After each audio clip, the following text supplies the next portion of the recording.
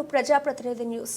మహమ్మద్ ప్రవక్త జన్మదినాన్ని పురస్కరించుకొని ఈద్ మిలాద్ ఉన్ నబీ వేడుకలను రుద్రూర్ మండలం అక్బర్ నగర్ ఖానికా ఖాద్రియాలో ఖానికా వ్యవస్థాపకులు ముహమ్మద్ అబ్దుల్ బారీ ఖాద్రీ ఆధ్వర్యంలో వేడుకలు ఘనంగా నిర్వహించారు.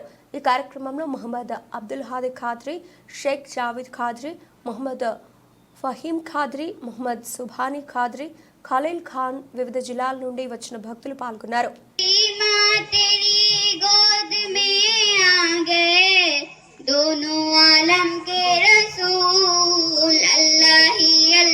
जनाजा नहीं मिला, जनाजा नहीं मिला, और ये आखिरी शेर में और भी है। खवातीन हजरात समात फरमाए कि दुनिया में और भी है हयादार बेटियां, हयादार बेटियां, कि दुनिया में और भी है हयादार बेटियां। अरे लेकिन जवाब फातिमा, लेकिन जवाब फातिमा, अरे ज़ोहरा नहीं मिला। और ये इमामत पे मुस्कुरा दिए। जब नमाज खत्म हुई सहाबा कराम ने आगे इसके या रसूलल्लाह, आज हमने देखा कि नमाज में आपने मुस्कुरा दिया, नमाज हो रही है और मुस्कुरा दिया। तो मुझे ये बताओ आप, इससे पहले कि मैं आगे बढ़ूं, नमाज में इमाम आगे, मुसल्ली पीछे, और इमाम की पुष्ट मुसल्लियों की तरफ होती है, चेहरा किबले की तरफ होता है, और इमाम मुस्कुरा दे या हंस दे तो मुसल्लियों को इसकी खबर कैसे होती है? इसकी खबर मुसल्लियों को नहीं होती चाहिए, मुसल्ली तो पीछे है। तो सहाबा को ये कैसे मालूम हुआ कि उधर मुस्कुरा रहे हैं? तो मालूम हुआ कि सहाबा की नमाज ये थी, नमाज में वो आते तो उनकी नमाज ये थी कि अल्लाह के रसूल के सरापा को, हुजूर के चेहरे को, मुकद्दस को तकना सहाबा की नमाज। तेरी अलाओं का नाम है या रसूलुल्लाह, तेरे चेहरे को तकना ही मेरी नमाज है। तेरे चेहरे को सहाबा की मदद के लिए अब जंग हो गई तो हजरत जिब्राइल चले गए वापस, तो आसमान पर पहुंचे तो आसमान का दरवाजा नहीं खुला, दरवाजा नहीं खुल रहा है। आपने कहा क्यों नहीं? आवाज दी कि मैं जिब्राइल हूं, तो आवाज आई फरिश्तों उस जिब्राइल से पूछो कि क्या वो मेरे हबीब से इजाजत लेके आया है? जिब्राइल ने ये समझा कि मेरा काम खत्म हो गया, जंग खत्म हो चुकी है, अब काम खत्म हो गया, तो वापस चले गए, इजाजत नहीं ली। तो जिब्राइल अर्ज करते हैं परवरदिगार मैंने नहीं ली इजाजत, कहा कि जब तक मेरे महबूब से इजाजत नहीं होगी दरवाजा नहीं खुलेगा। तो जिब्राइल वापस आ रहे, तो हुजूर ने देखा, देखना मौजूदा समझा रहा हूं मैं आपको। हुजूर ने देखा नमाज भी हो रही है और देख भी रहे हैं कि रसूलुल्लाह देख रहे हैं कि जिब्राइल वापस आ रहे हैं।